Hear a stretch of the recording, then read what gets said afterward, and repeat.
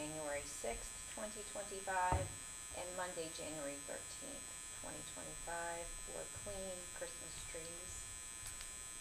And the regular garbage collections that are affected during the holidays in 2025, the alternative dates are listed in the handout.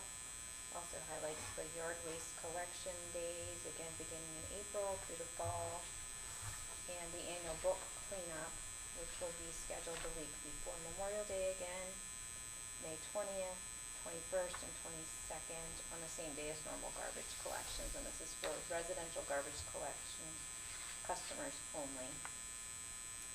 And there's also announcements about any weather conditions or unrelated emergencies and how those are communicated. The special pickup fee needs updated on this handout also. It changed from $50 to $75 this budget year, so we'll make that change before that is Okay. published for the upcoming calendar year. Okay. And then July 4th, I assume, is on a weekend day. It's not affected because it's on a weekend day. July 4th, I believe, falls on a Friday. Okay. Yeah, so it doesn't. So it's not affected. So it's not a normal collection. Got it. Okay. All good there. All right. Anything else on that? Next, we'll go to item 3B, the contract for our lobbyist. So this is a continuation of the engagement with Percy Public Affairs. Rich Reinhardt has been working with the city during this past year, and the city wishes to continue working with him in the coming year. The contract would continue at $1,750 per month, and it would be for the calendar year of 2025. So the mayor and council are in approval of continuing this service with Rich Reinhardt, then that would be a resolution at the council meeting next week. You're good. Yeah, I mean, I'm obviously the new person, so I have nothing to compare it to, but I've been very satisfied Yes. since I've known him. Yeah, Very efficient. he's been able to make contacts for us that we probably wouldn't be able to do by ourselves. Yeah. Got that meeting for us with Oh, yes. MDE. Mm-hmm. You've been awesome. Yeah. And he will meet on a regular basis with the city administrator and mayor and council as needed for topics that are ongoing during the legislative session itself, as well as throughout the year. Yeah. And since he's also representing Cumberland, we can coordinate things that need to be coordinated. Yes. In that way, so. But yes, unless you have any questions or concerns, this would be very similar to the contract that we have had on. Except it was at the introductory rate. Except the introductory rate, yes. What is the current introductory rate? Well, initially, we just had a set number of months to get us to the first legislative session, and then it extended beyond that. I see. But as far as the price per month, it is the same. Okay. $1,750. I see. Okay. Yeah, no, I'm satisfied. And that will be a resolution at the council meeting. Right then. Okay. Next, then, we're item C, 3C, the salt storage building. Yeah, so these were all things that we had come across as, everything went on. Change order 1 is actually not necessarily a change order to the work completed. This was a sort of an ad alternate. We broke up the project into 2 bays, so to speak. The base bid, and then the second bay was the ad alternate. So change order 1 was what we accepted almost 6 months ago, 7 months ago at this point, to add on the second bay. That is that first number. And then the subsequent change orders that happened after that were actual work change orders of things we found in the ground. And that number total, which we had already set aside, I believe $25,000 in this instance, came out to $21,893, which is actually a little less than we had hoped for. They didn't dump it in the ash receptacle. No. Yeah. And then there was just one more small one for some lighting changes that had to come up, which we talked a little bit about. Still under our $25,000 number, but the third and final one came in at $1,528. So the 162 was basically a base contract number that we had already accounted for. The change order number 2 was all the things we uncovered under the ground when we started excavating for the building itself. Loader tires, debris, railroad ties, buried tanks.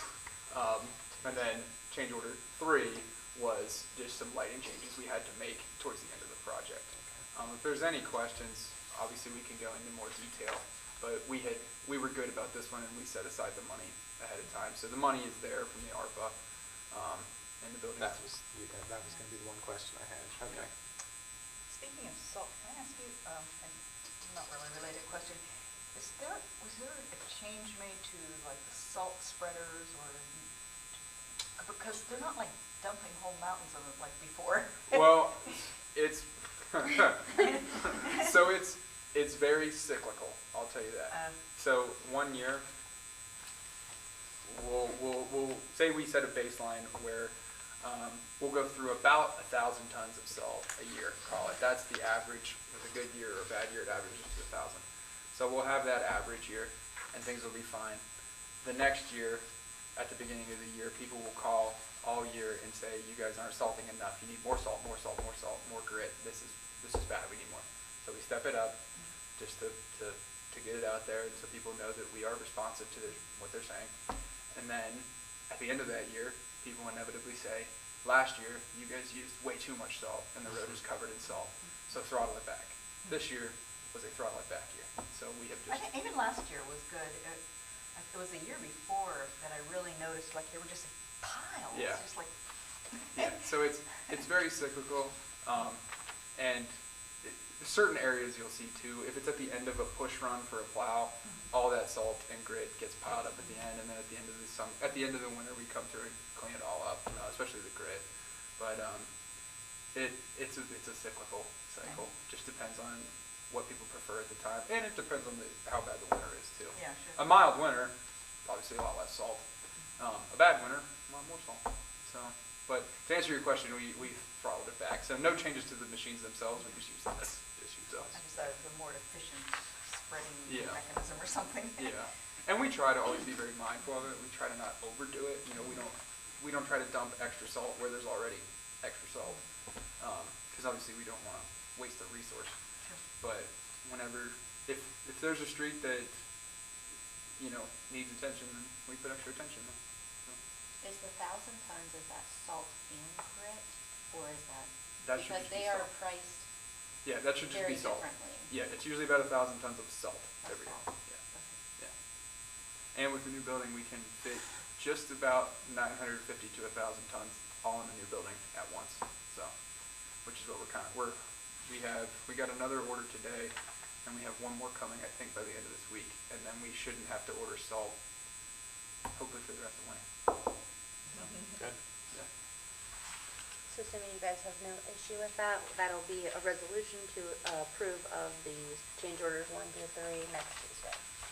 Okay. Anything? Okay.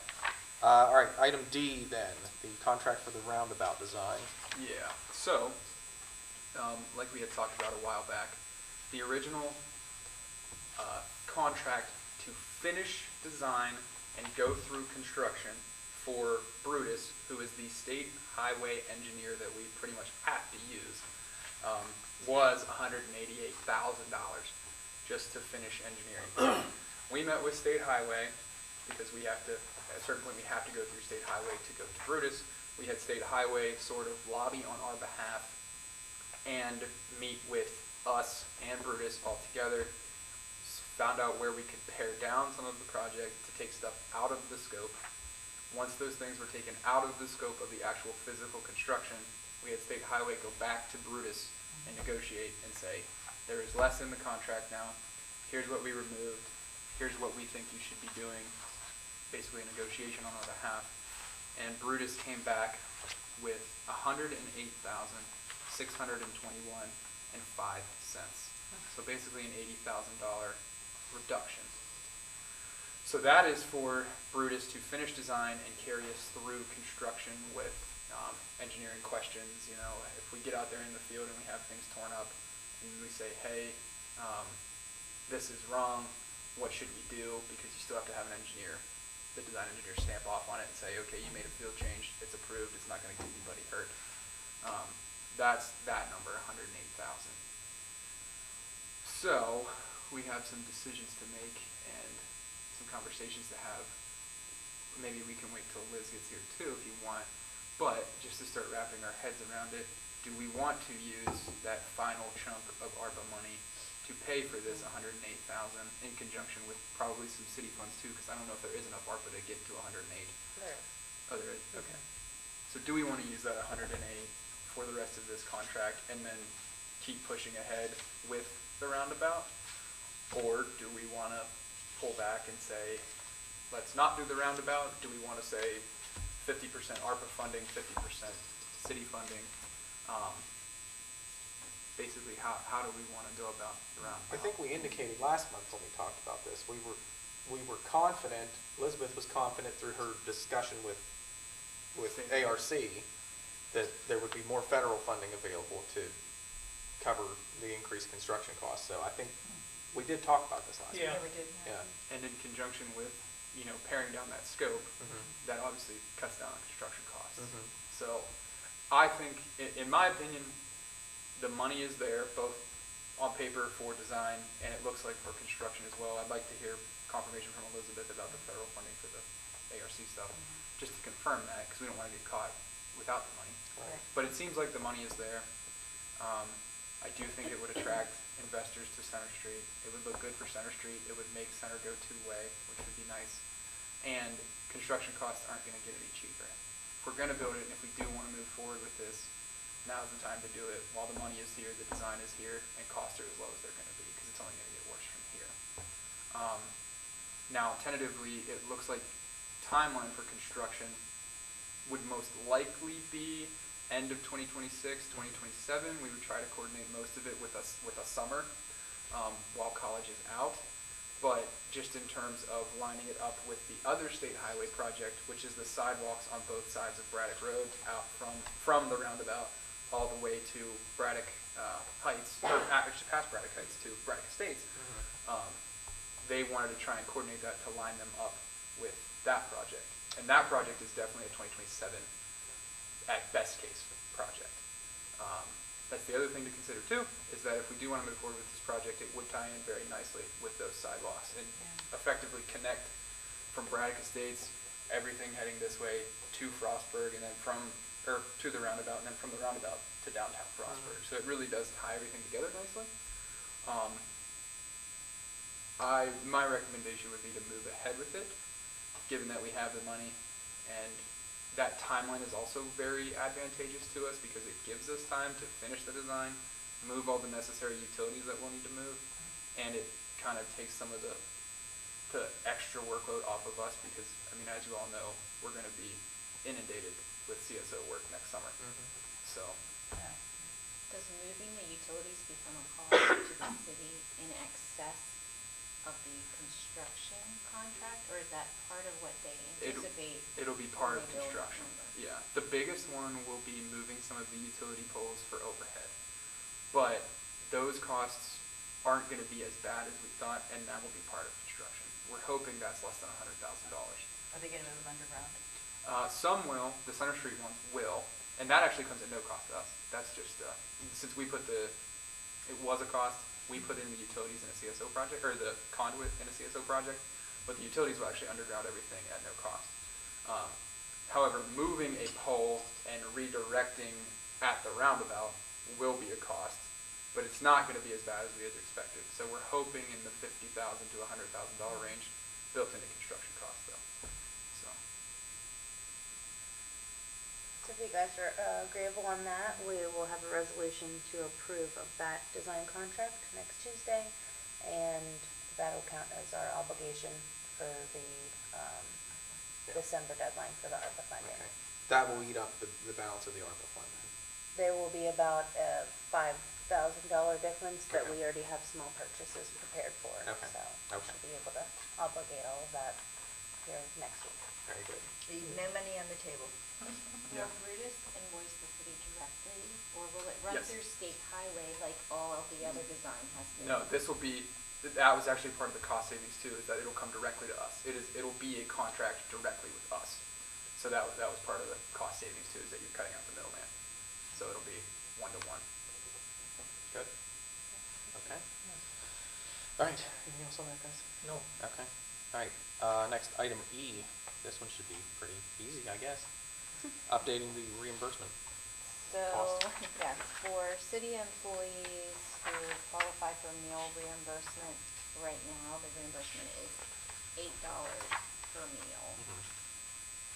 So the recommendation is to increase that to $11 per meal based on inflation and, it's not a Great. huge jump, but, as far as when employees are eligible for overtime meal reimbursement, and none of that has changed. It mirrors the existing policy. As far as whether it's a continuation of a workday, being called out at a different time, you're called out multiple times, it gives Mhm. examples, but the main change is just that it goes from $8 to $11. This is something that means a lot to the guys. Yeah. That get stuck out all night. And I think, I remember talking to the administrator, maybe it's been 2 weeks ago by now, when we talked about this, adjusting for the inflation rate. It came in at an odd number, $10 and and change. some like 11 cents or something. So we figured rather than fiddle fart around with 11 cents, we just go ahead and round it up to the next dollar. Yeah. Yeah, that's, Sure. And in practice, what they do by department is they keep a log, and then they ask for reimbursement monthly, usually, and then we issue a check, and then they get their money back. So they're still fronting the cost of their meals, Yeah. it's not like they have a credit card. Yeah. Yeah. When it's 2 o'clock in the morning and it's pouring down rain, or you're soaking wet from a water leak, or you're unclogging a sewer at 2 a.m., that extra $3 to buy a hot coffee goes Yeah. a long way. yeah. And there are some circumstances when they are out on a leave, and they're not going to buy a meal, so the alternative is someone goes to purchase food to bring to them, or they have something delivered, and in that case, they do not get an additional money back, in essence. Hayden goes to Sheetz to buy the guy's food and delivers it to the work site, they can't then submit for Right. reimbursement, so there's no double dipping, Right. but based on the work circumstances. Sure. No, yeah, it's the least we can do for them. I agree. $8 is Yeah. not enough. Yeah, you can't even get a Happy Meal now for. Yeah.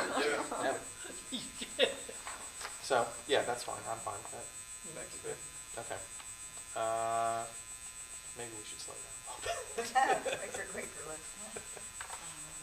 I have one extra thing that came up today, just a discussion item, if you guys want to fill time. Over the past, 2 years, we've been doing the smoke testing and smoke testing follow-ups. We have reached the time, or the scheduling threshold of whenever people were supposed to respond to their letters by. And out of the 357 letters we sent out, we've gotten responses from 87. So we just wanted, Emily brought it up to me today, she said, hey, at your work session, you should talk about this with them, how do they want to proceed? Do we want to send a second letter that's slightly more firm and say, you need to reach out to us and get these corrected? I know in our code, there is language for fines. I don't necessarily want to approach that, just because we're already telling people, you need to correct this, and it might cost them money. But how long do we let it go before we get to that point? It's still, 225 letters to send out again and say, hey, respond, let us know what you're doing, so that we can come out and inspect your corrections. But out of that 225, 25 are going to respond. So Yeah, if you worded something like, we are scheduling inspections at this point, let us know what a good time is to show us what you've corrected. Yeah. Just kind of, wait, I- hurry up and get that done. Yeah, I agree with that. I think if we're gonna go down that road, if we're gonna send that second letter, it needs to be, I mean, we assume that people are following the law. We assume that people are obeying what they're supposed to do. So, to that end, we're beginning to schedule inspections, contact us to let us know something, you know. Do we want to put a hard date on that says contact us by Yes. Yes. X date? I would think, yes. Okay. Yeah, because I mean, it is a Maryland state regulation that the issues that are on those letters are in violation of Maryland state regulations, which then come back to us. So- When was the deadline to have returned contact? Oh, boy, about a month ago. Okay. Yeah, yeah. Because the letters were sent in like April. Yeah, yeah. So, and they've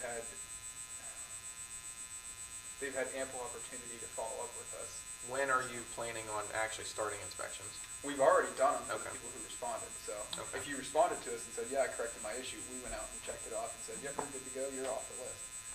It's just that out of that 357, only 87% of that 357 actually responded and said, hey, I corrected my issue, come take a look. The other people might have corrected their issues, they just didn't reach out to us, or they might not have done anything.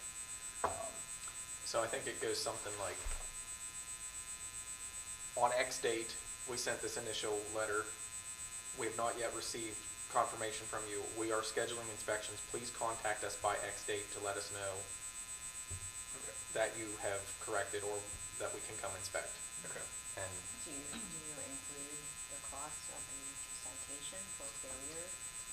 I think maybe that could be a footnote at the end. Maybe we could cite Comar or whatever that. Yeah, yeah, just a label that. Yeah, yes, cite it at the end Okay.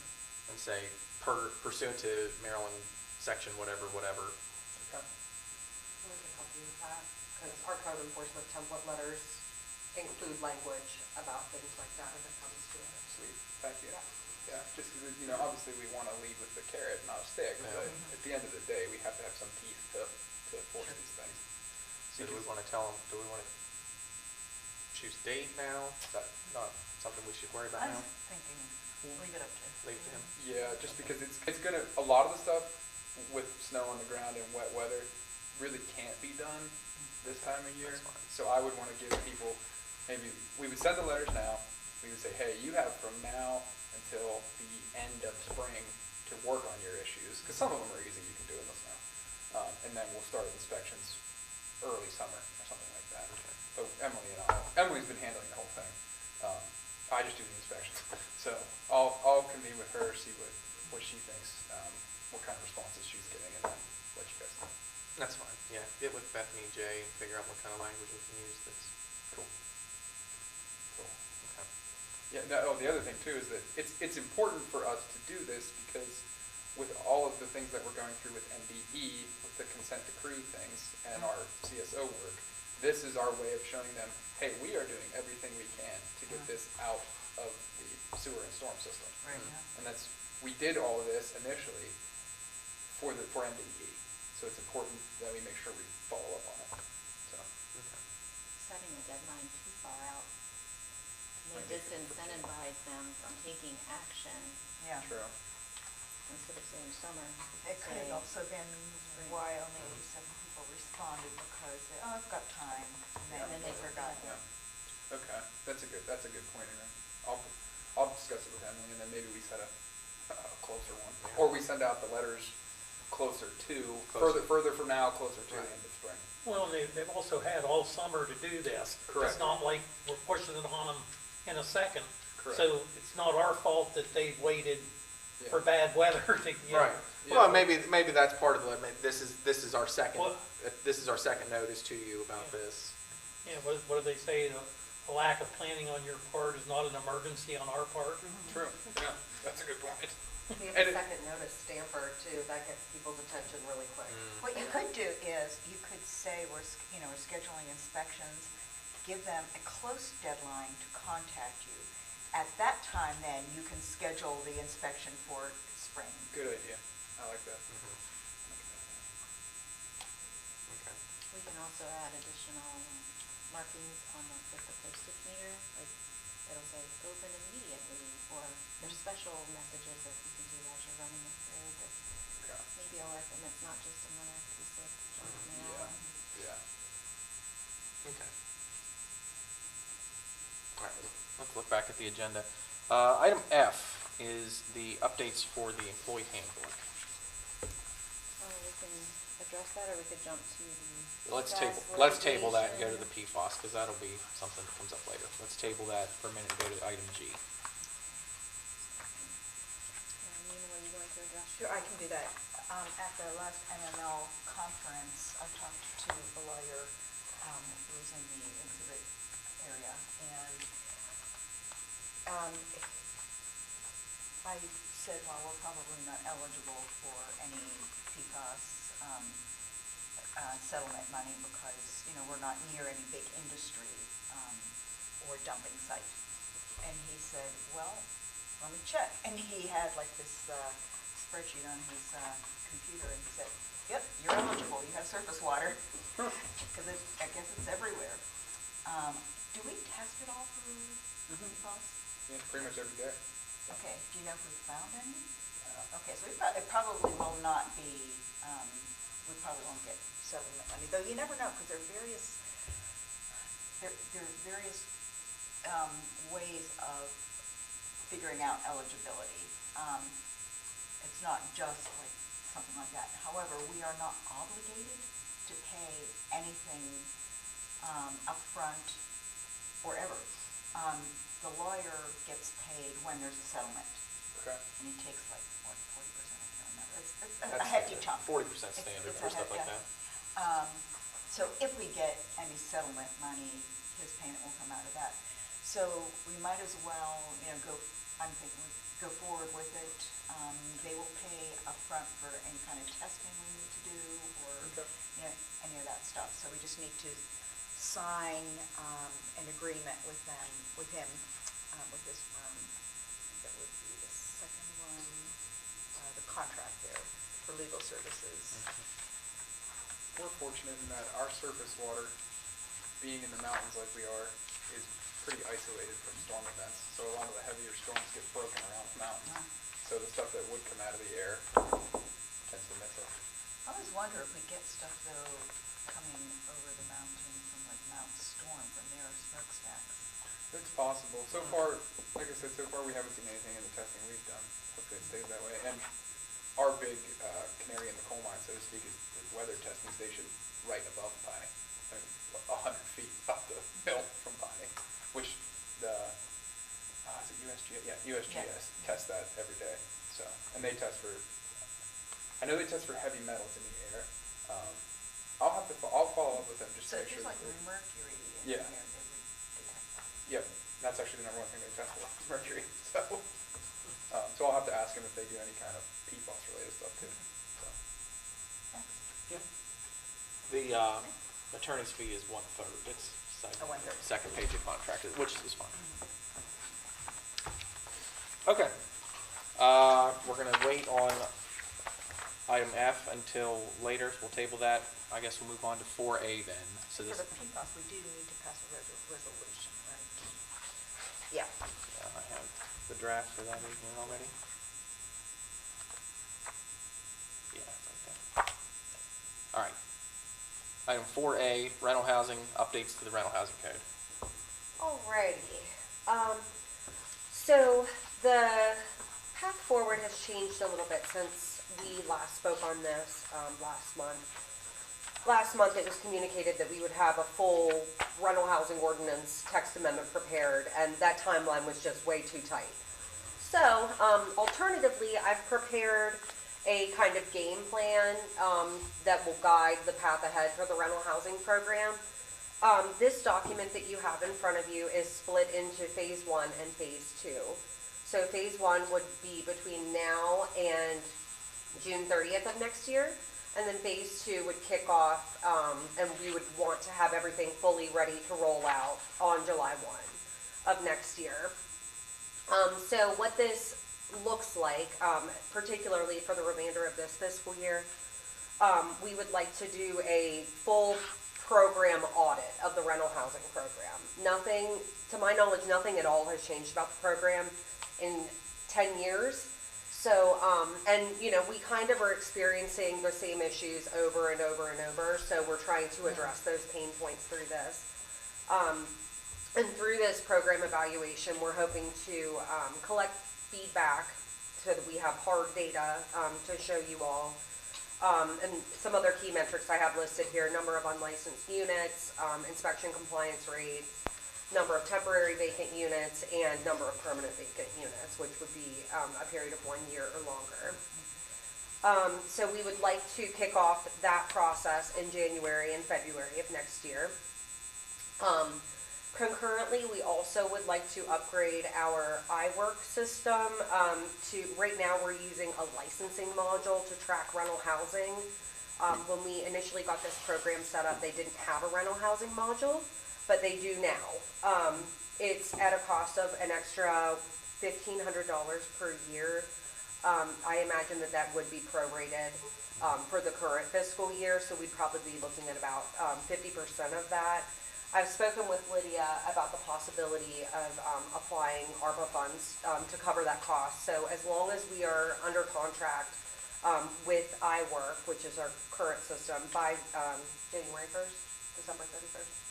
December 31st, that would be an eligible expense. So one thing that I do need the council to make a decision on, and I'll leave it up to you whether you want to approve this by consensus this evening and just authorize staff to move forward, or if you'd like us to prepare a resolution for next week that would authorize staff to restructure the rental housing program and make changes, which would include bringing the rental housing inspector position in-house. We can certainly do that as well. But bringing the rental housing inspector position in-house, I think, is the primary decision that we need made before we proceed. I know that, half the council is absent this evening, and I really, would like to have their feedback. Yeah, I think we can draft it as a resolution and we can pass it next week whenever they're here. I don't think you need a resolution to do the audit. Correct. For phase Yeah. one, you just, Right. just to bring the rental inspector in-house. It would be an overall resolution to restructure the rental housing program and bringing that inspector But at position this in-house. point, can a resolution be that vague? To restructure, a resolution. That's what Elizabeth recommended. Really?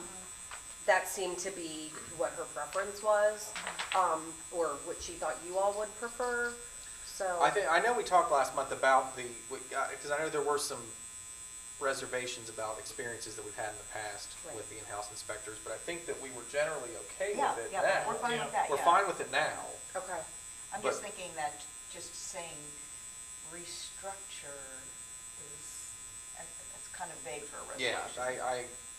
Yeah, there needs to be more concrete restructure in And I such a think way it would that. be permission to work on this, I think. I don't know. That's the sense I get, that it's fine for you to work on it. I don't think you need a resolution to work on it. okay. When something becomes, when you have like a recommendation to make, restructuring it thusly, that's, I think, the point at which you would need a resolution. Well, I think that the recommendation is bringing that inspector position in-house, because that is a very big, Is that the only thing that's gonna change though? If we're restructuring, I'm sure there would be other items that change.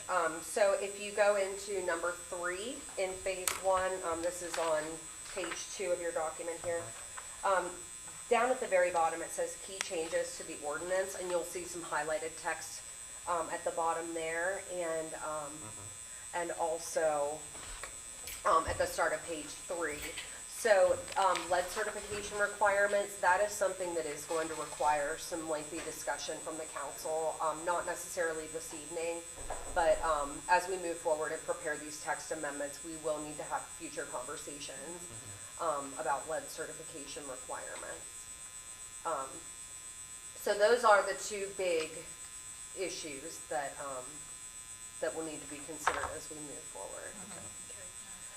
And then there at the end of this section, at the top of page 3, I've got a general timeline for this. This is flexible. Everything can be pushed back a month the way that the timing works out. But that's just a very general overview. And then for phase 2, we don't need to discuss this evening, but I just wanted to introduce the conversation that staff will be looking for recommendations from the council on the direction that you would like us to move as we roll out a revamped rental housing program and, initiatives that you would like us to pursue or seek grant funding for, things like that. So I've listed out some of the primary goals of the program and then some opportunities and options that could be pursued that align with each of these goals.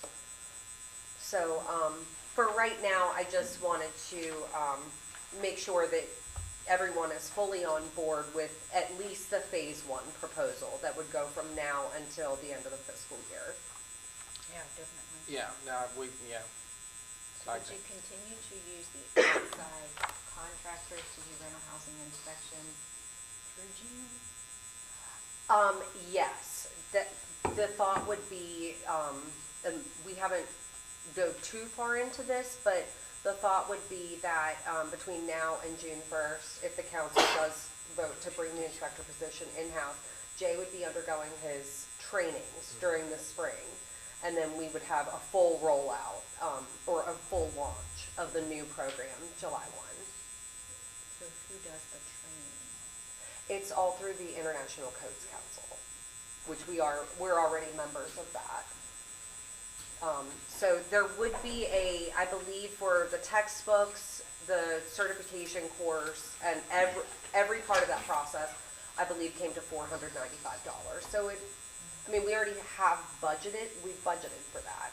Not necessarily for that, but we have a budget, yeah. So would his position transfer completely to code enforcement in January or not till later in the year? Just to understand from a budgeting perspective side, how does that affect the timing of how much his time would be involved? right, and that's something that we need to dive further into with Elizabeth. Okay. So, where do we go from here till next week? Well, we should probably have a resolution for that phase-in, or, it's not even is it a phase-in? It involves training and then he gets slotted in. But yeah, we should have a resolution for that. If you want to, include in that the restructuring of the rental housing. Yeah, I think That's what Nina's fine. saying, which I agree with, is the idea that you want to look at that we want to restructure, you want to look at what needs to be. I agree that doesn't need a resolution, but that can be one of at the beginning, the whereas. Yeah, it could be in. The reason that because we want to restructure, because we want to look at restructuring. Yeah, that's a good way to approach it. Yeah, that's one of the whereas clauses at the beginning. Sounds good, thank you. Okay. Next is item B, the commercial property rehab credit. Do you have that? Sure. So we are with the property tax credit. This has been in existence since for 10 plus years. This is the first time we've ever had someone express interest in taking advantage of it. We are still finalizing the details of what this would look like. But we are basically, what Elizabeth has prepared is some eligibility standards, an application process, and a more procedural guidance for how this would work. So this would require us to adopt these guidelines, or they already exist?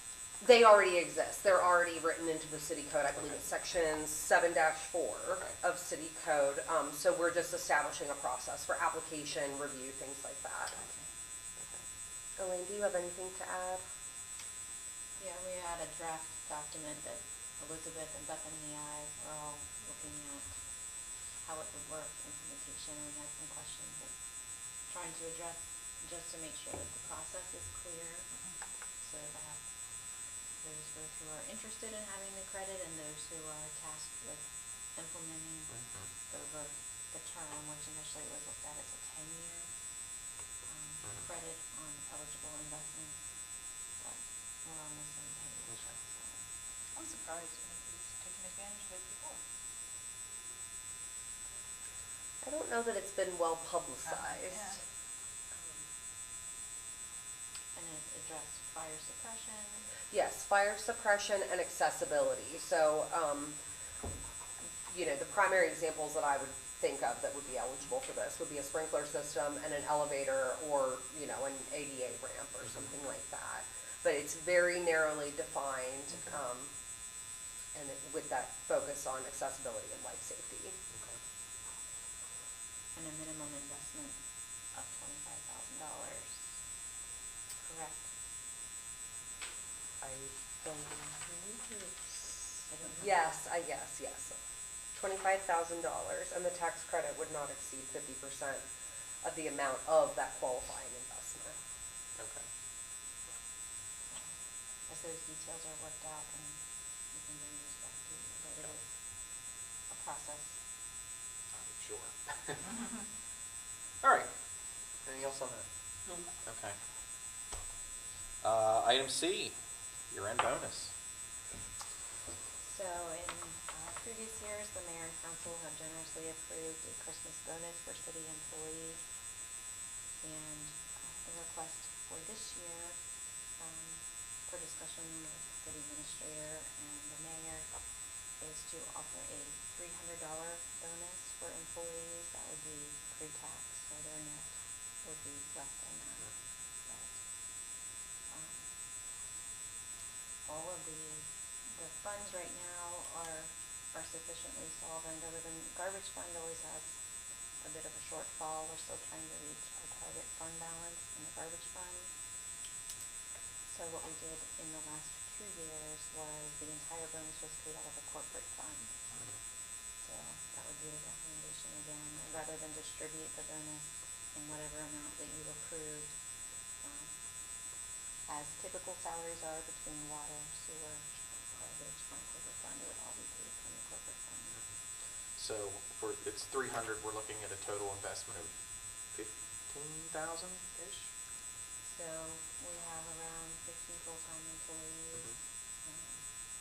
So 300 would be 15,000. That would be the investment. Okay.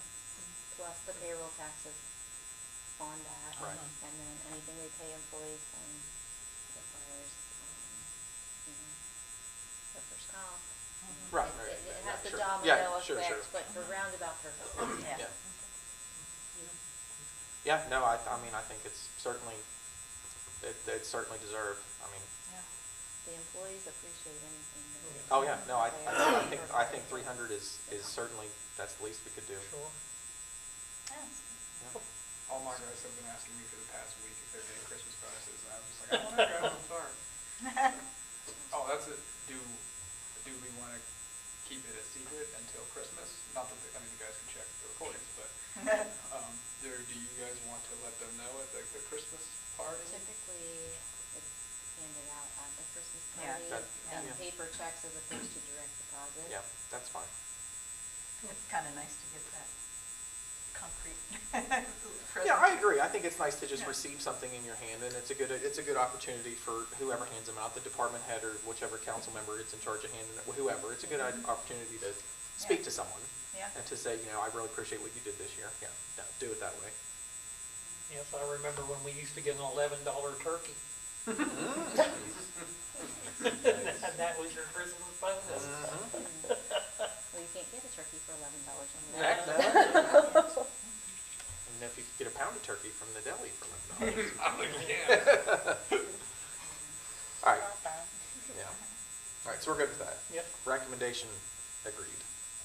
All right, as our presentation, So I just got a notification from Elizabeth that she does not believe that they will be attending Okay. today, and she's also 3 minutes out. Yes. So, Oh, I don't know if you wanted to just wait or start on, back to the employee handbook. I think we can stall. We can, wait for just a minute. yeah, because this is going to involve her anyway. Something we could still time with again is, we talked about special pickups. During the last bulk pickup day, we talked about going from a bulk pickup week to everybody gets one bulk pickup a year. do we want to keep pursuing that? I mean, this year we're gonna be established with a bulk pickup, but I would like, if we wanna shift to everybody gets one bulk pickup a year throughout the year, I'd like to start advertising for that sooner rather than later, so everybody does bulk pickup week. Then after that, that is the cutoff of the year after that's the different system. I have a number of questions about that. Number one, would that be something they'd have to schedule with us ahead of time? Yeah, they just call Public Works and say, hey, I'm doing my special pickup on this week and on my typical trash day. So if they're in the Tuesday zone, they would just put out their bulk pickup on Tuesday and we would get it on the path. And I'm not opposed to that idea, but I can anticipate pushback that we're gonna have is there are a lot of people who They cruise around. look get forward to up, bulk yeah. pickup week, that Yeah. they can go panhandle for scrap metal, that's not the right word, but they can go scavenge for scrap metal, or they can kind of, a lot of people like that. Yeah, and being fully transparent, since the pickers have started to pick, we have seen the tonnage go way down. Right, that's, I mean, way down. And was it, where was it this year? Somebody had an event that was like Yeah. right around that time. We Where did was it? The buy, Was it here? it was at City Place, Yeah. we did the Buy Nothing Oh, yeah. event, and we scheduled it purposely During that week. before bulk pickup so that people, get reuse out of their items instead of throwing them in the trash, so. And that's been a really successful event, lots of stuff. I don't know how much of it people would have put out on the sidewalk, but we got a lot of takers and very little left over. Yeah. The recommendation was from the guys who do the bulk pickup. Yeah, because that's a. Oh, yeah, it's a what big week. commitment. Oh, And it's, yeah. and it's all of our staff Yeah, for 4 days straight. I certainly. Yeah, I mean, I empathize with that, but I think a lot of people in town, I think, like what it is. Yeah. Well, I mean, we can think about it. Yeah, like I said, we have, Christ, half a year to decide how we want to go about it. Yeah. So, All right. I brought a peace offering of Smith Island cake. So we'll just We need a have lot to of fight forks. over it? There's only one there. Everyone gets one dog. Nick has a gun, so it's probably his. It's probably his. I am playing Santa Claus in a few weeks in elementary school, so need to get ready. We've done everything except for the personnel manual. I've been listening. Okay. The students are here, they're just hanging out in the lobby. Oh. so I Oh, didn't bring know- 'em in. Let's do that Yeah, first. I figured that would be. Yeah. All right, so for the record, this is item 5 on the agenda.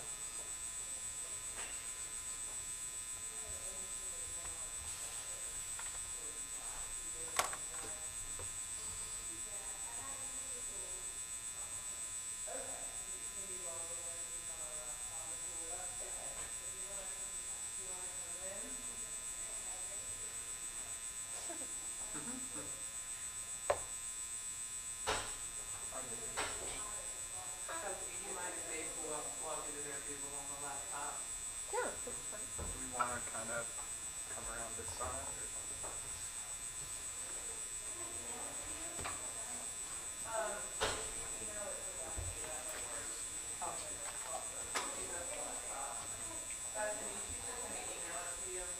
Hey, How are you? hey, welcome in, guys. 1, 2, 3, 4, 5, 6.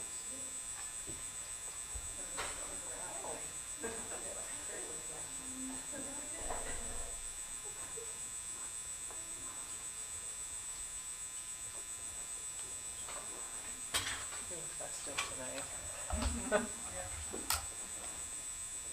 I was hoping I would catch Hayden with his sport coat on, but he reached that pretty quick. It was joking me.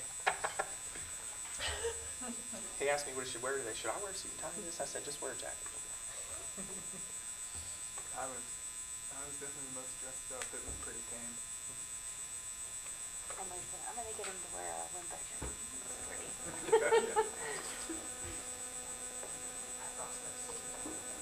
I teased him when we were walking into the breakfast at RDM last week. He had a monster, had a sport coat on and a monster in his hand. I said, you look like a real bro right now. Cut me deep, Elizabeth. Cut me real deep.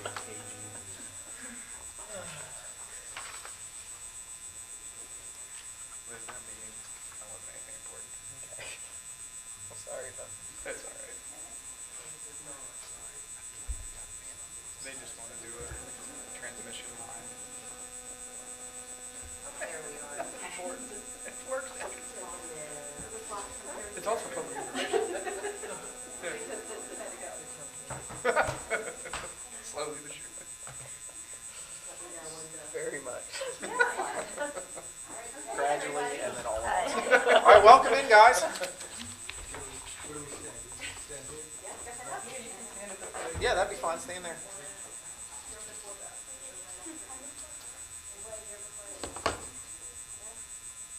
All right, so first of all, I'm Andrew Naylor. The only reason I'm involved in this is through a class called, it's 155 Sustainabilities class, and so I was offered this opportunity to work with these students to go around Frostburg and help them basically pick up trash and log trash and basically do the math. We'll see in a second. You can go on to the next slide. All right, so this is me. I'm Andrew Naylor, studying computer science. I'm a senior. This is my second to last semester, so next semester should be my last semester, hopefully. And I'm from Ellicott City. These are some other members of my group in my class of 155 at Frostburg that couldn't attend for whatever reason. You could go to the next slide. I think you can skip one more. Do you want them to introduce themselves? Yeah, you can go. So, I'm Declan. I'm Eva. I'm Lynn. And what part of, what are you guys like a group of? First, like, really, so we do, like, we compete with a robot against, like, all the teams in Garrett County, and then if we win, I think, top 9 of that, we go to state, and then I don't know the rest. So, so we started mapping, I think it was, Sand Spring Run behind the college, and we were mapping with paper, which was really hard because we didn't have a lot of, like, everybody had their own paper, and, like, sometimes we missed a piece of trash, so, like, it wasn't 100% accurate. So then we talked to Dr. Wong, too, and he had an app, like, it's like a mapping app to, like, map trash, and, like, I think it was, we started, like, mapping bathrooms in New York City, I think. And then we just mapped all, and then we had like a stream clean up there. So that was fun. So this is the group together. I'm not in this picture. I don't know about that. But this is us on our first day. That's me definitely picking up some kind of trash. And so every time, I'm sorry. no, that's okay. This is, you started this. We found all kinds of stuff during our cleanup day in Beautiful Park. We found lots of cigarette butts in the streams and everywhere. Industrial trash too. Yeah. Yes, I think that was like siding for a house or something like that. This is behind the community center, the community pool and the baseball field down next to a Bobcat court. I don't know if you remember. Yeah. Next one. Every windstorm gets those. All right, so this is basically the activities that we did. So this is the first day. This is again behind that community park or the baseball field, or whatever you want to call it. So basically what we did is we went down next to the stream, like there's like a little bank there. We went down the bank, and every piece of trash that we found, I wish we had like a picture of the app, like the interface in the app, because we would actually take a picture. Like this was literally one of the pictures that we entered into the app. And so could you go like 2 slides ahead of that? Go one more. Sorry. Oh, keep going for it. Yeah, keep going, sorry. So, and this will come up later again, but this is basically what it looked like in the app. So we would put a picture, and then we would basically describe what the trash was. So this was through that app developed by Dr. Monsoon, or Soon, I can't remember his name. But so basically where do we pick it up? Community park, what's the type? Cigarette, size, it's small, it's disintegrating, residential. And then pickup need is, especially something like a cigarette butt, we don't want to get contaminated or anything. So we would put picked. Oh wait, y'all picked that up? Yeah.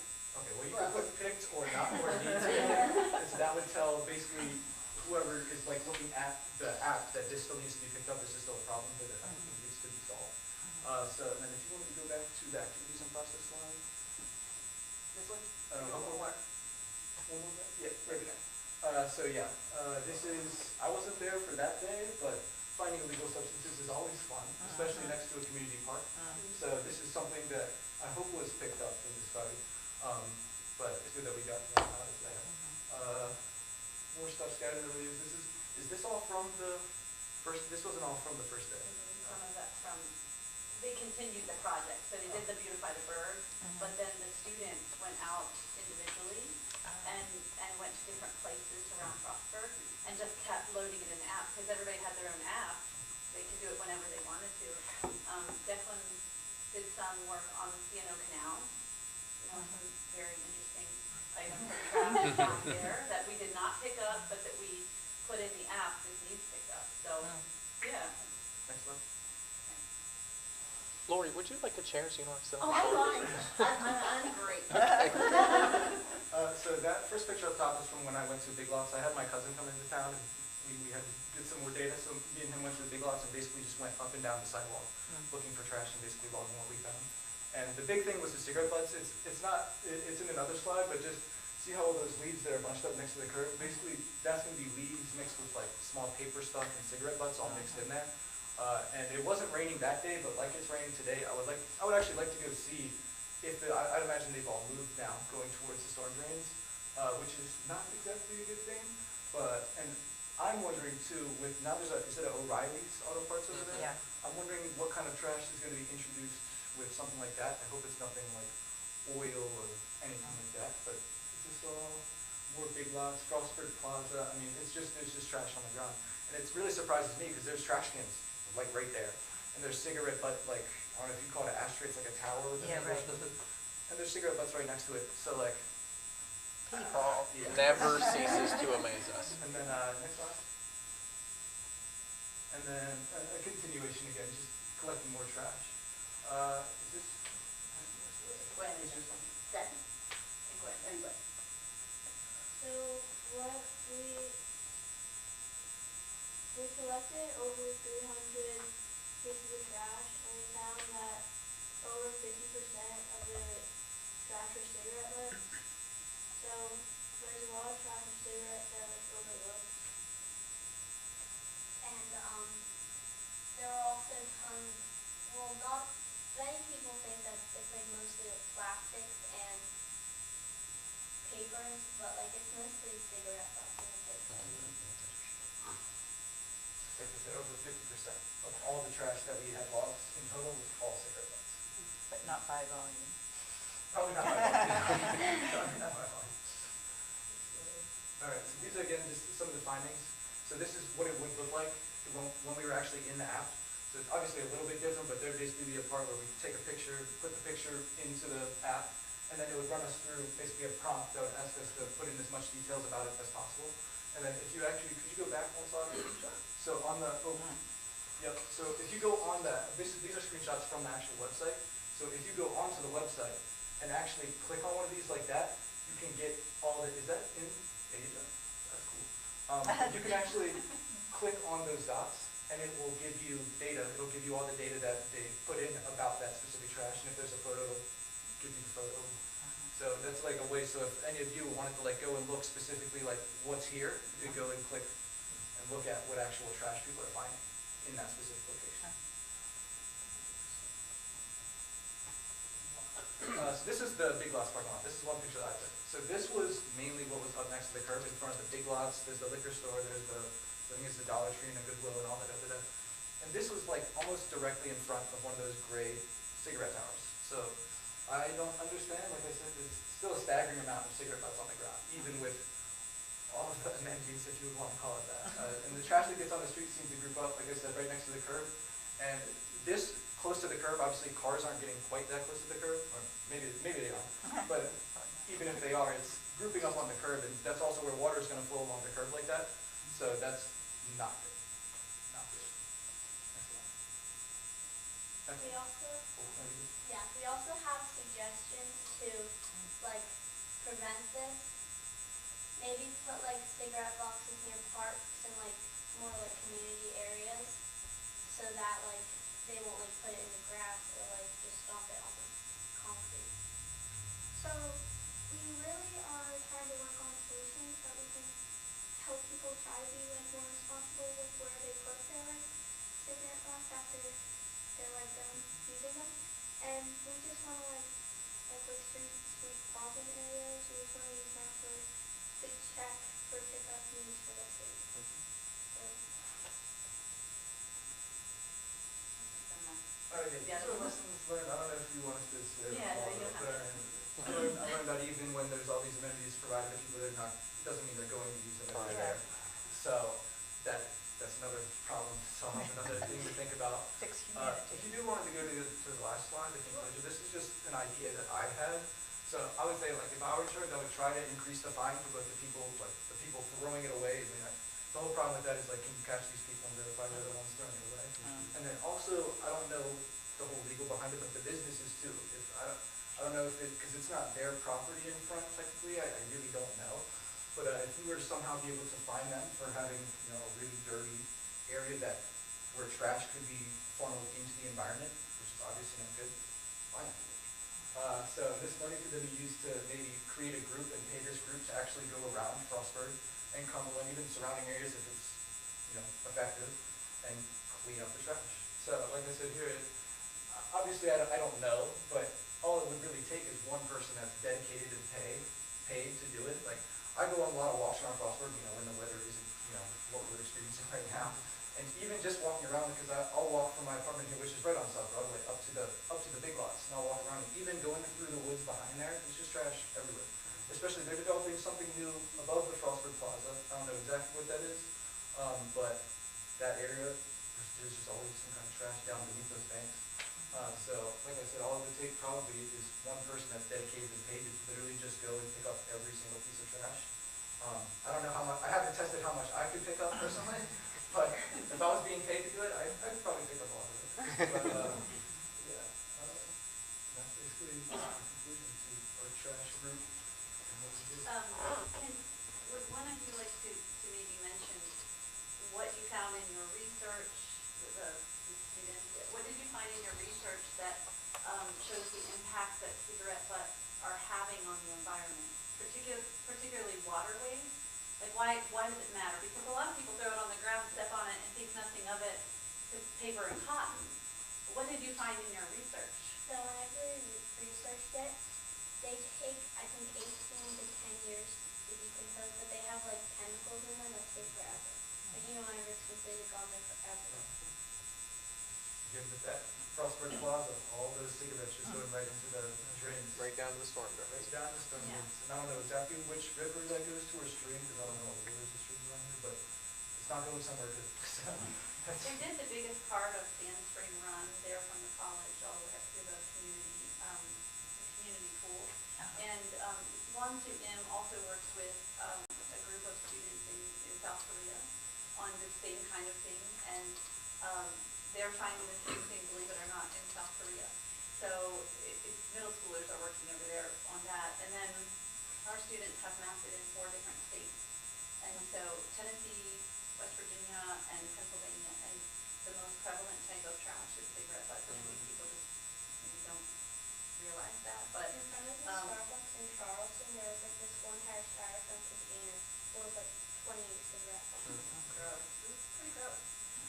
But the developer of the app said that if the students, if there was a map of the storm drains of the city, he said probably you have access to that he could overlay the maps of the storm drains onto this map, so that when, you know, students like Andrew and that cohort were doing Beautify the Berg, they could focus on the storm drains first and the path to the storm drains, which I thought was kind of a...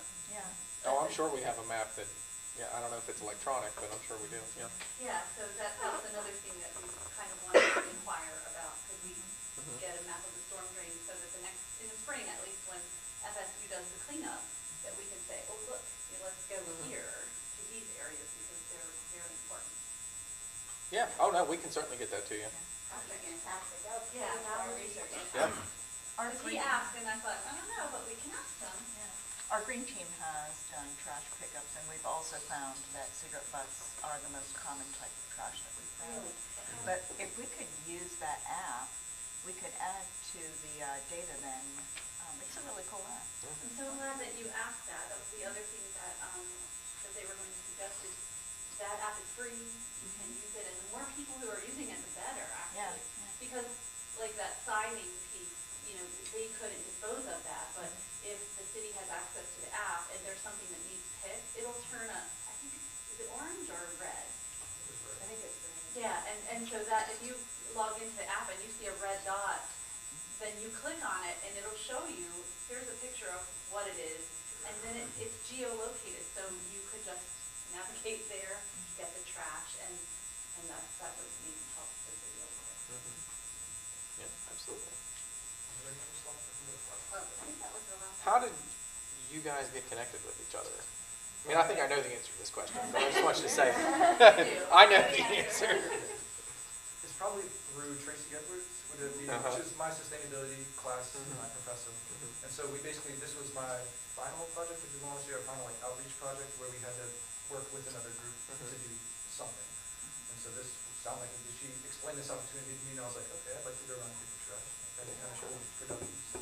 And it was just a matter of Tracy was in the lab one day and students were working on their research, and she kind of said, ooh, this is interesting, and this is kind of what I do. You know, she does a lot of research projects, and she said, I have some students who might be interested in this, could they pair? And I said, well, we could try.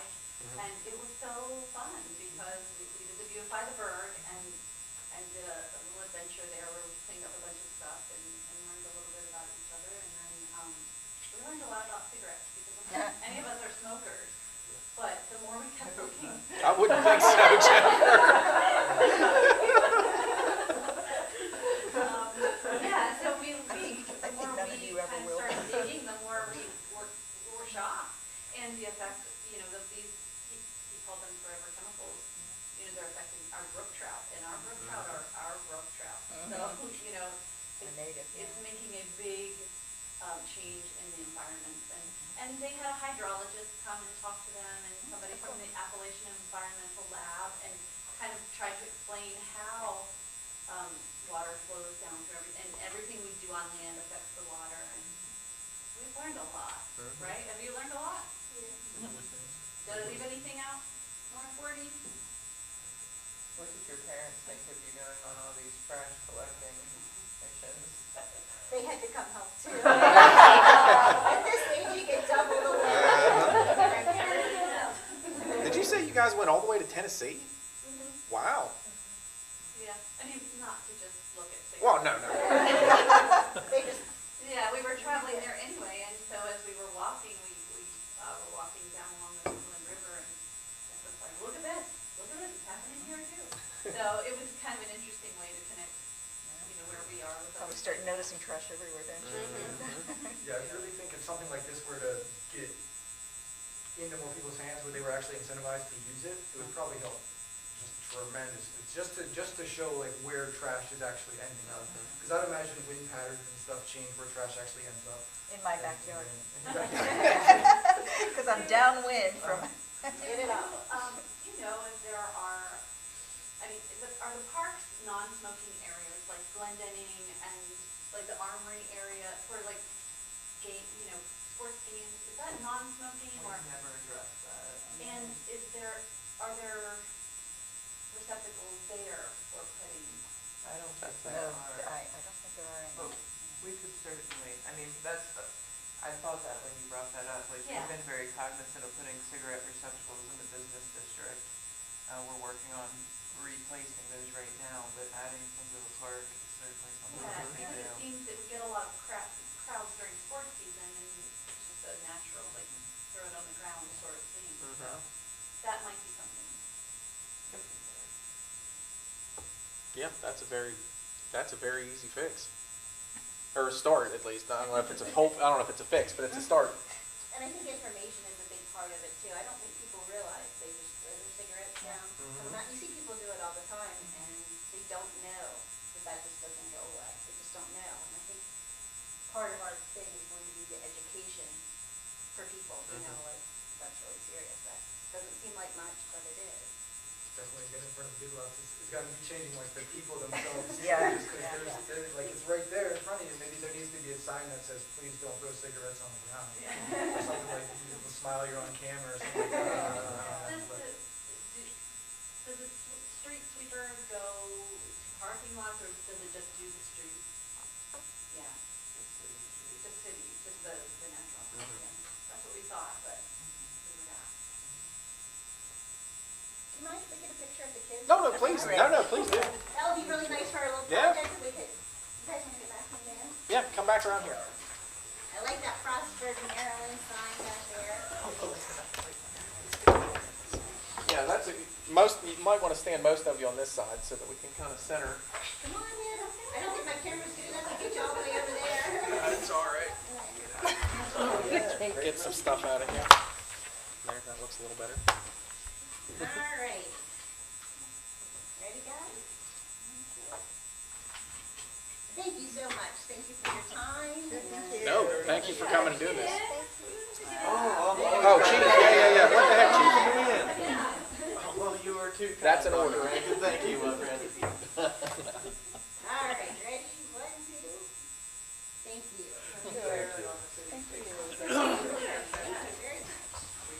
Thank you guys for coming. We appreciate it. Who's gonna download the app today? Yeah.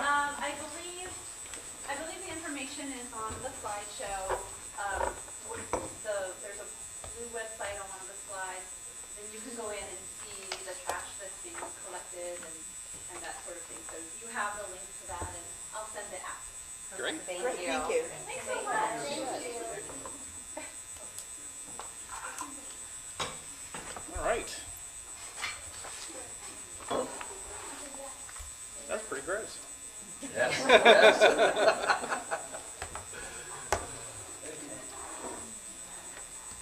All right.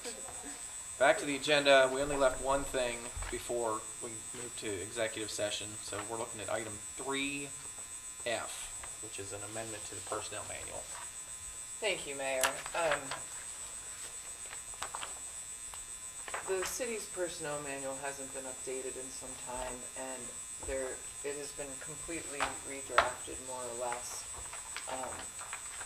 But that didn't get done until early November, and the city attorney didn't have time to go through all of it. As you know, he is very particular. So, the goal would be to have that gone through and adopted at some point before July 1 of next year. However, there's a few things that are time sensitive related to January 1st.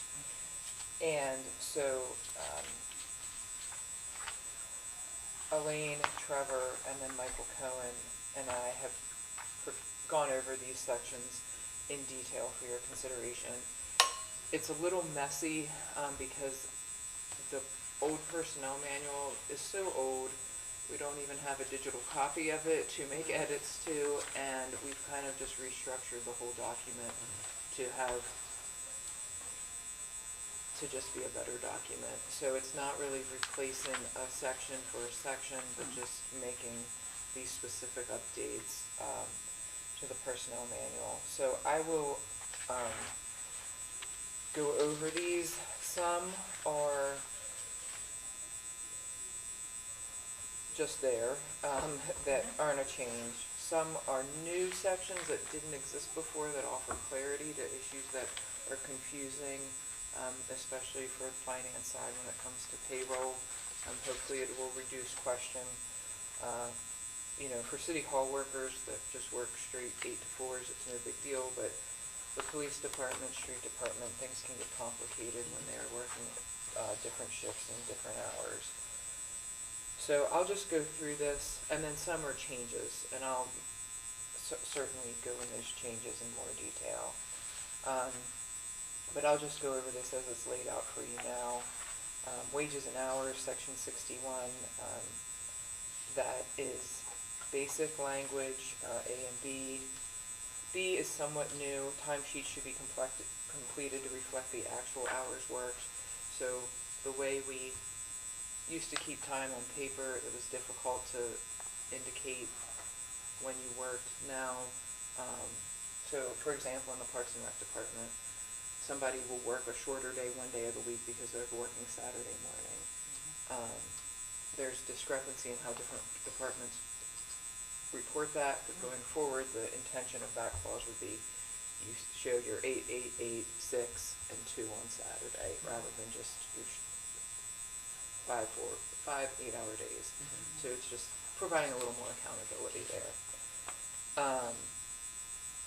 Shift differential, the police department gets shift differential for the 7P to 7A shift. Historically, those covering a shift on night shift and therefore working overtime did not get the shift differential. Officers and dispatchers, this would change it regardless of whether it's a regularly scheduled shift or an overtime shift, they would get the shift differential.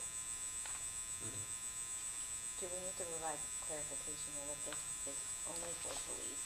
Probably. Because we are not instituting shift differential for, say, street department plowing at night, are we? No. So that would be the one recommended clarification. So we would just add a sentence to there, or add maybe, make section D, section E, and then change D to say this only applies to the police department? Or we Shift just? differential. Yes, only applies yeah, to yeah, police. so we, yeah. Okay. We'll make that edit. Yeah, this is obviously, we can make changes to between now and next Tuesday. And it's a document approved by resolution, so it's fluid. It should be updated regularly and made changes to.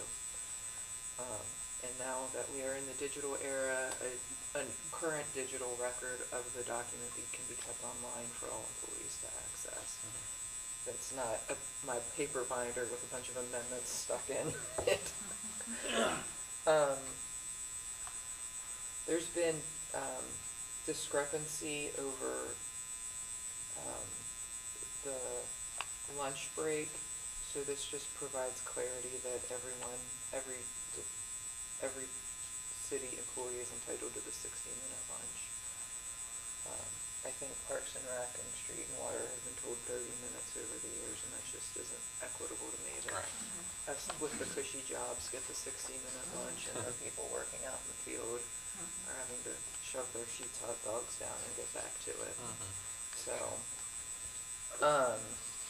daylight savings time, this is a thing that we need to address to be in compliance with federal law, that when you work that extra hour in fall back, you get paid for that extra hour, but in the spring you would get paid for one less hour, is how we've heard it here. I would imagine that generally only applies to the police department. I mean, it would, in the statute, it would apply to everybody, but in reality, it's usually just police. Discussion is if you want, in the spring forward where you lose an hour, if you still want them to get paid for 12 even though they only work 11. That's the other way to address it, but we kind of just did, it goes both ways. It'll probably hit you both ways over the course of the year, so. But it's not always the same person working. Right, yes. So I would defer to you, Kevin and Nick, on whether you want, when they're working that 11-hour night, if you want them to still get paid 12 or just 11. Yeah, I would think that would be okay, because, like I said, a lot of times, the guy gets stuck in both of them.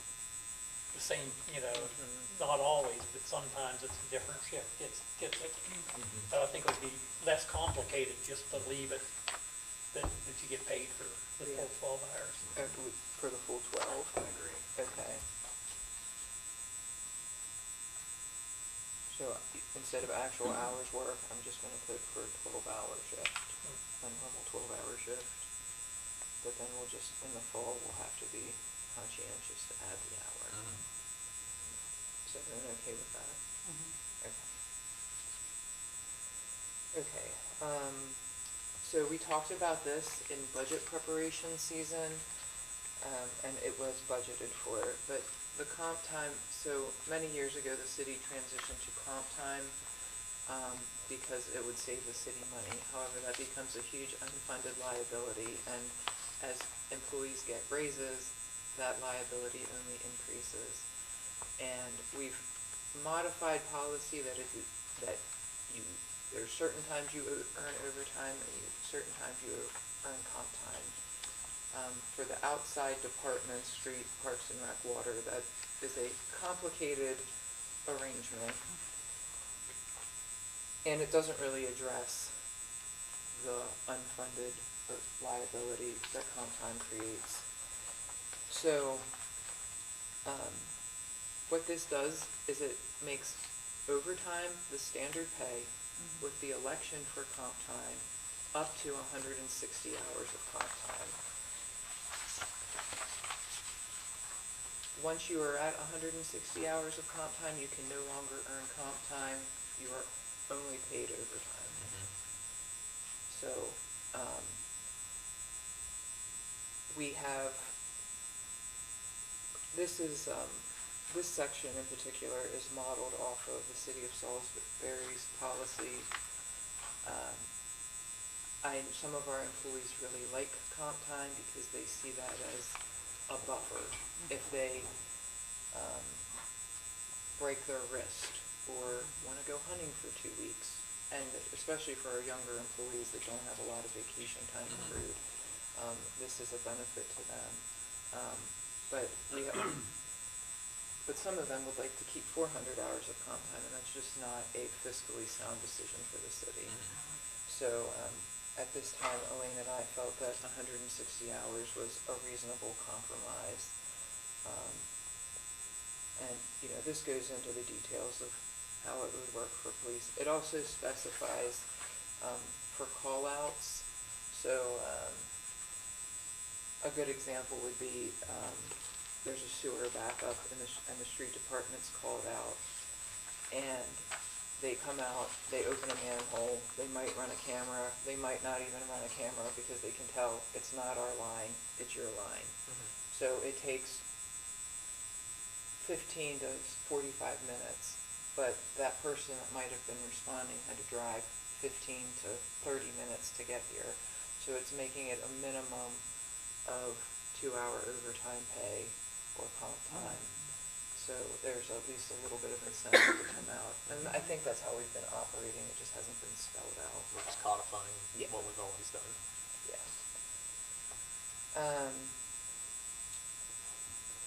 So, any questions on that? Okay.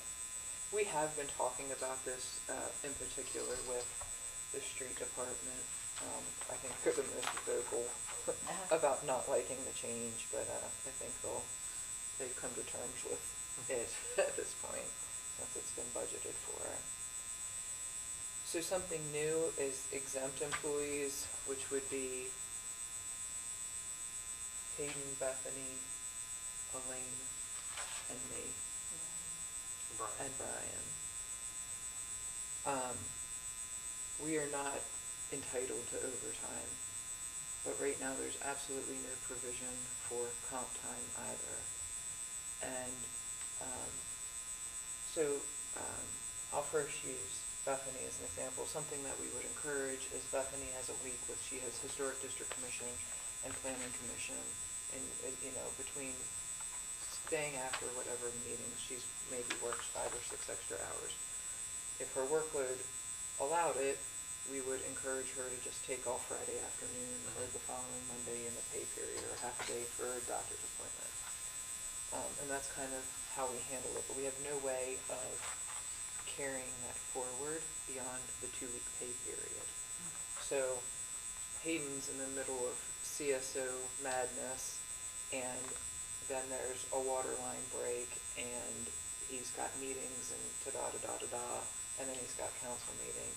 And he works 65 hours week 1 of the pay period, and then he, wants to take the next Friday off, and he gets to Thursday afternoon and says, there's no way I can do this. Or Elaine in the middle of audit or budget or tax, or a short staffed and having to do more of the front end work for whatever reason. I've seen her put in long weeks after weeks and so forth. So what this does is it creates a one-for-one comp time for the exempt employees, that they can carry comp time forward within the payroll system, but they're not earning it at a 1.5 times rate, it's just a one-for-one rate. So that's new. I think knowing,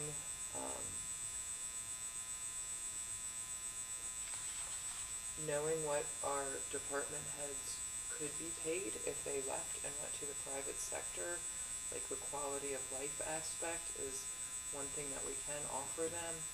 And by giving them the opportunity for comp time, I think it adds to that quality of life.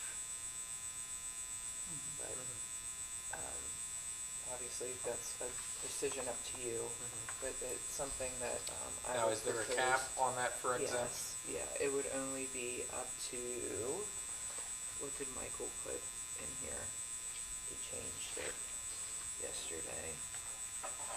Or did he delete it? That's why I asked, because I don't see it. I had a cap. It was,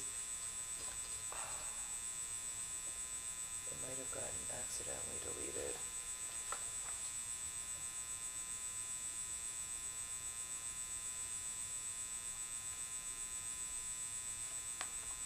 I just see the 60 days time frame. Maybe Okay, that- it accidentally got deleted.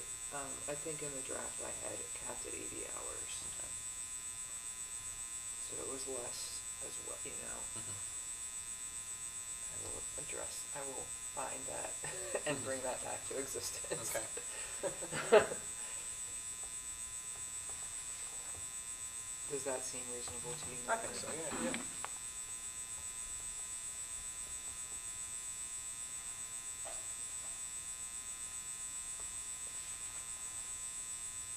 Okay, moving on to acting pay. We have this provision in our current personnel manual.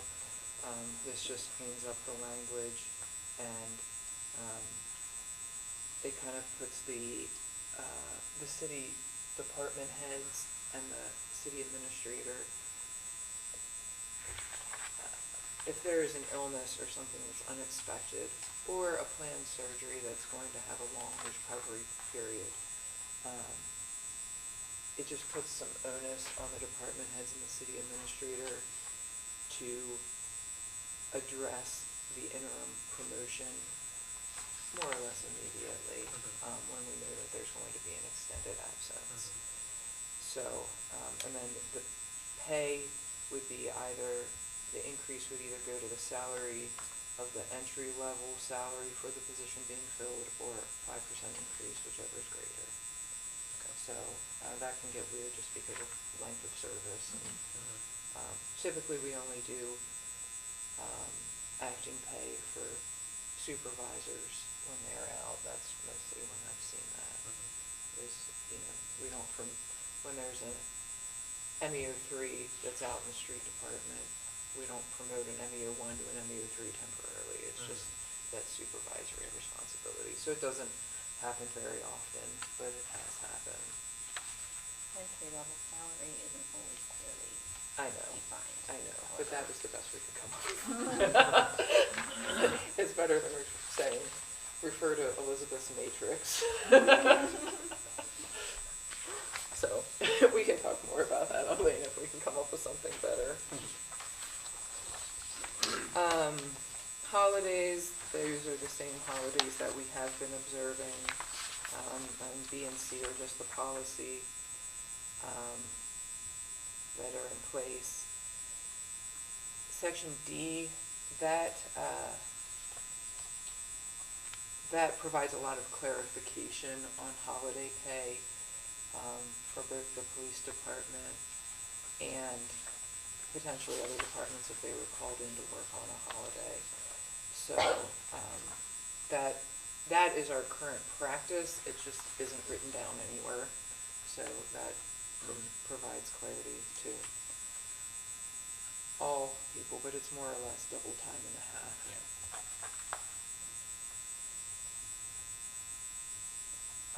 Okay, this is the big change in terms of administration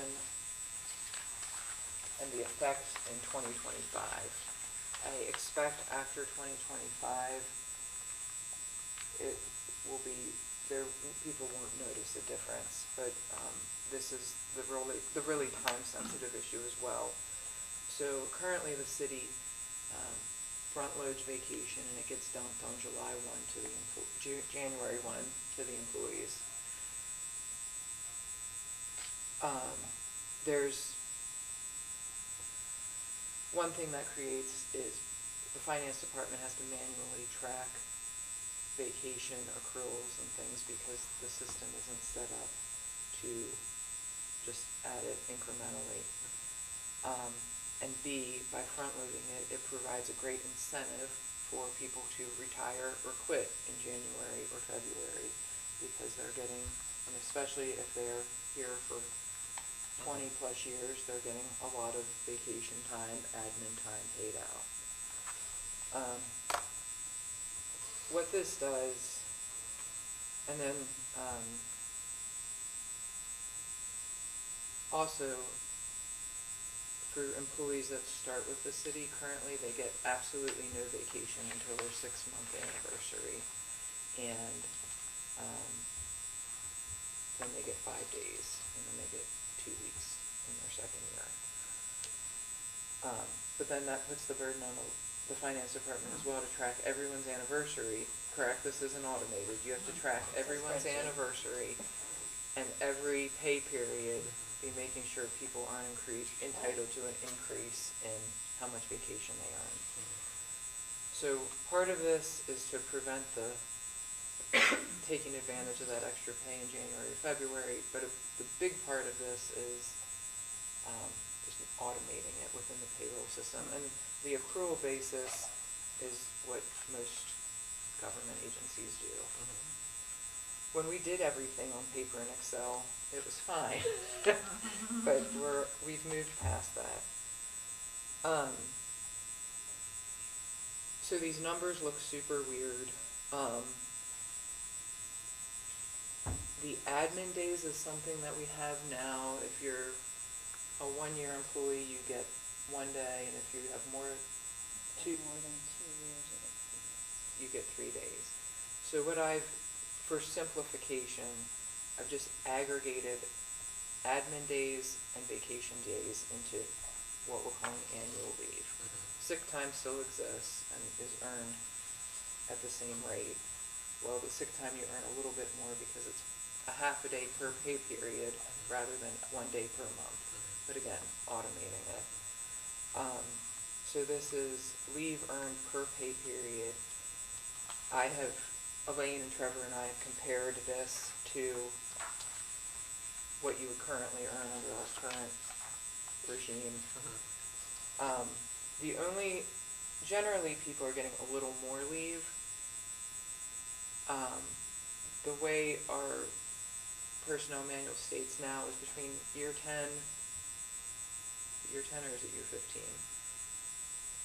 After year 11, yeah, you get 1 more day incrementally per year. Okay. So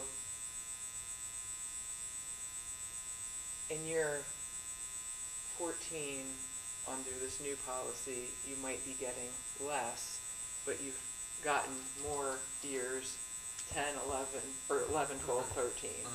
And then in year 15, so it all comes out in the wash, in my opinion.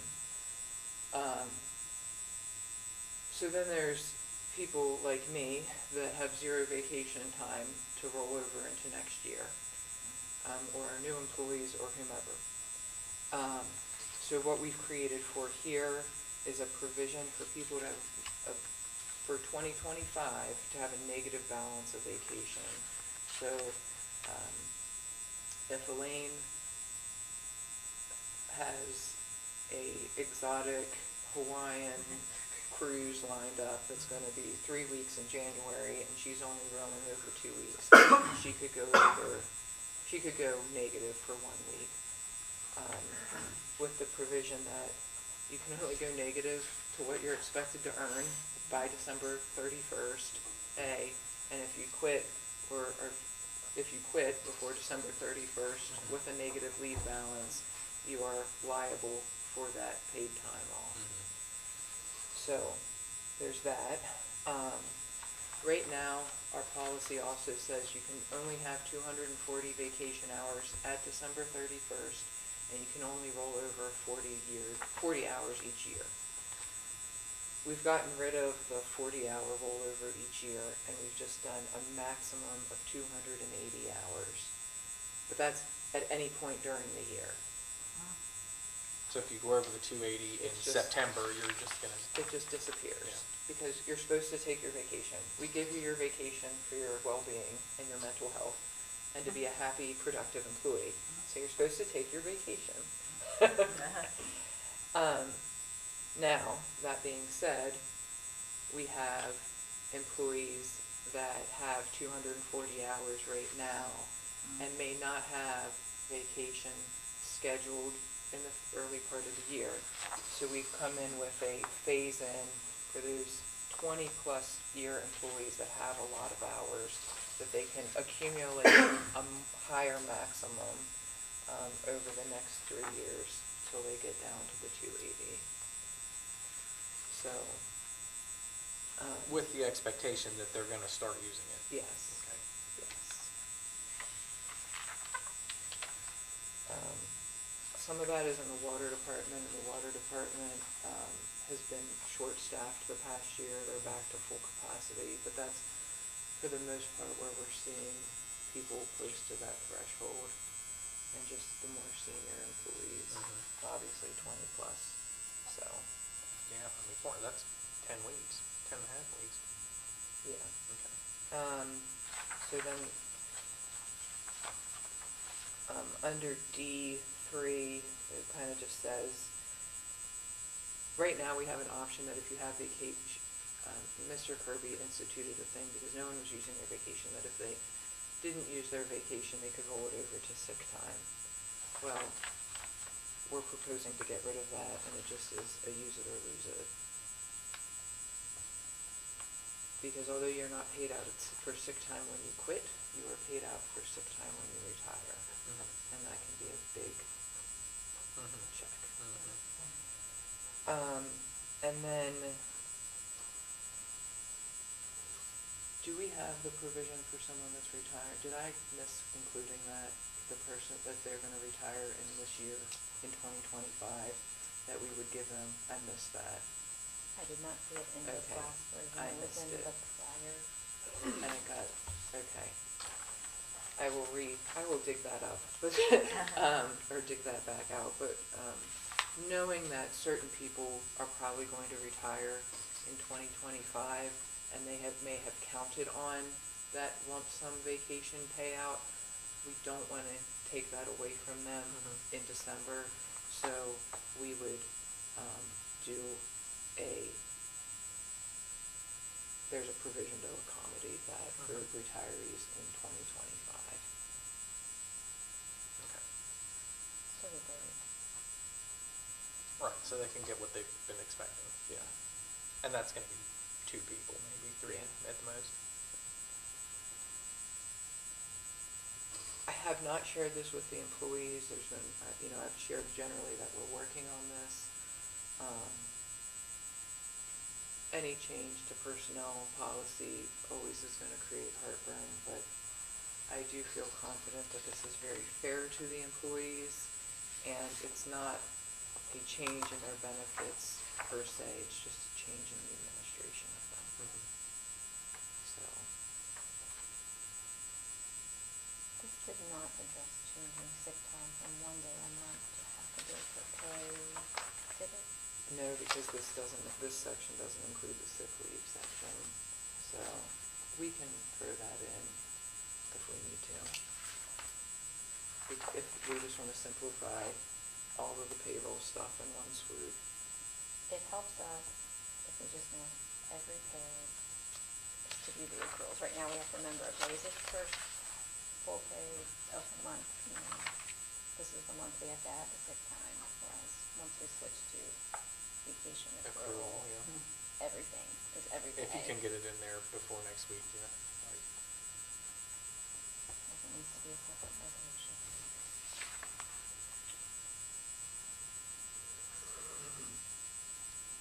Okay. Okay. So we'll keep working on it, but there'll be a very particularly worded resolution addressing that these certain sections are amending the existing personnel policy Okay. to go into effect January 1st. Great. Anything else on this? Thanks for working on it. Okay. Thank you. No, thank you. All right, that is everything on the agenda till item 6, so I'm supposed to read this, right? Okay, pursuant to annotated Code of Maryland General Provision Article 3, Section 3-305B1, a closed session may be held to discuss the appointment, employment, assignment, promotion, discipline, demotion, compensation, removal, resignation, or performance evaluation of an appointee, employee, or official over whom this public body has jurisdiction, or any other personnel matter that affects one or more specific individuals. A closed session is thus needed to discuss the terms of an employment contract with mayor and council. At this time, we will move into closed session. So moved. Oh. Second. Okay. Any further discussion on that? Those are in favor, say aye. Aye. Opposed, no. Now, at this time, we will move into closed session.